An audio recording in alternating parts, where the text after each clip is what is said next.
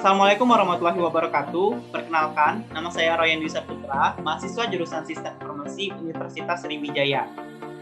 Video kali ini merupakan ujian akhir semester untuk mata kuliah Manajemen Proyek Sistem Informasi, di mana saya akan menjelaskan tentang Term of Reference atau TOR, atau Kerangka Acuan Kerja atau KAK, pengembangan sistem informasi apartemen industri, rekomendasi teman sekamar menggunakan metode algoritma cosine singularity.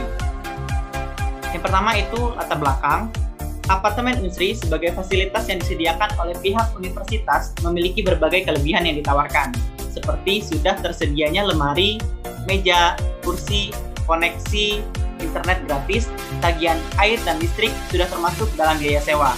Dengan kelebihan tersebut, apartemen industri menjadi salah satu pilihan favorit mahasiswa, walaupun banyak keuntungan yang didapatkan, masih terdapat sebuah masalah, seperti proses pendaftaran yang manual sehingga memakan waktu yang cukup lama, data penghuni yang keliru, dan beberapa mahasiswa yang enggan dipasangkan dengan teman sekamar baru karena alasan tertentu, sehingga satu kamar seringkali diisi satu orang, yang dimana hal tersebut tidak sesuai dengan ketentuan dari apartemen industri yang mewajibkan satu kamar wajib diisi 2 orang.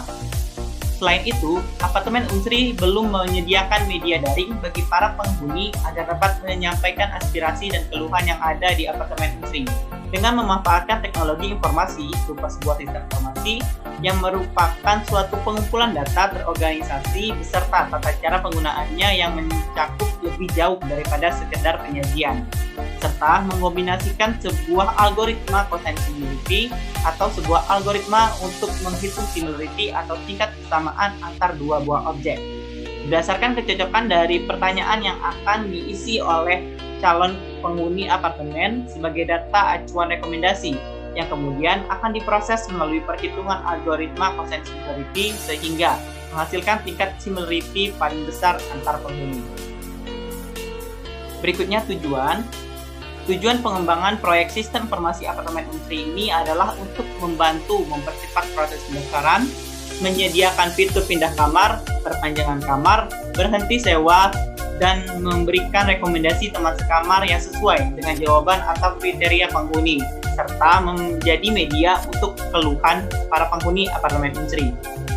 Berikutnya sasaran dari pembangunan proyek ini adalah penghuni apartemen dan Badan Pengelola Usaha atau BPU industri. Adapun waktu dan jadwal kegiatan, selama 125 hari dengan jadwal kegiatan dimulai pada 11 Januari 2021 dan selesai pada 16 Mei 2021. Anggaran yang disediakan sebesar Rp202.550.000 dengan analisis biaya manfaat. Pertama, analisis payback period. Perhitungan analisis payback period adalah sebagai berikut. Total biaya pengembangan pada tahun ke-0 sebesar Rp141.900.000 dikurangi dengan prosit pada tahun ke-1 sebesar Rp32.500.000. Didapatkan sisa biaya sistem pada tahun ke-1 adalah sebesar Rp109.400.000. Kemudian dikurangi dengan prosit pada tahun kedua Rp67.500.000, menghasilkan sisa pada tahun kedua sebesar Rp41.900.000. Dan pada sisa biaya sistem pada tahun kedua ini dikurangi dengan akhir kas atau prosit tahun keempat sebesar Rp102.500.000 sehingga didapatkan hasil 0,41 tahun. Sehingga payback period sudah dapat dicapai pada tahun kedua, adapun secara detailnya adalah 2 tahun, 2,41 tahun maksud saya. Dari fakta tadi dapat disimpulkan bahwasanya yang ditanamkan pada rancangan sistem ini akan mencapai titik impas atau break-even point pada waktu 2,41 tahun, yang berarti bahwa pada tahun ketiga mulai dapat mengambil keuntungan dari sistem tersebut. Kemudian, analisis return on investment atau ROI, ya dengan metode ini persentase manfaat yang dihasilkan oleh sistem tersebut dapat dibandingkan dengan biaya yang dikeluarkan untuk pengadaan sistem tersebut. Adapun perhitungan ROI sistem ini adalah biaya pengadaan sistem tahun ke-0 sebesar Rp141.900.000 ditambahkan dengan biaya pengadaan sistem tahun 1 sebesar 10 juta, kemudian tahun kedua sebesar 15 juta, dan tahun ketiga sebesar 20 juta. Jadi didapatkan total biaya adalah 186.900. Sedangkan total keuntungan yang didapatkan adalah sebagai berikut. Total manfaat tahun pertama sebesar 42.500, tahun kedua 82.500, dan tahun ketiga 122.500. Sehingga total manfaat yang didapat adalah sebesar 247.500. Dengan rumusannya adalah total manfaat dikurang total biaya dibagi total biaya dikali 100%. Didapatkanlah angka 32,42%.